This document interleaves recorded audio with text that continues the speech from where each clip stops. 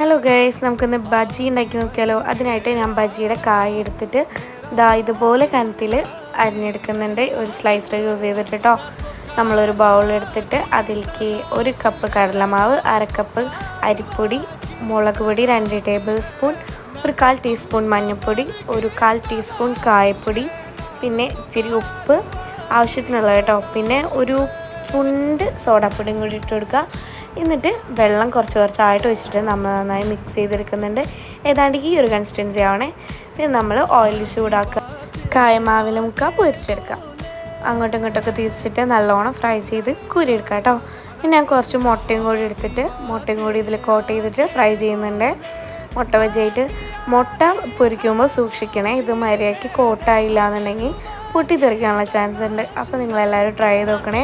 പിന്നെ ഞാൻ സൈഡായിട്ട് ഒരു ചമ്മന്തി കൂടി എടുക്കുന്നുണ്ട്. ഇതും കൂട്ടി കഴിക്കുകയാണെങ്കിൽ ഉഷാറാണ്. അപ്പോൾ ബൈ.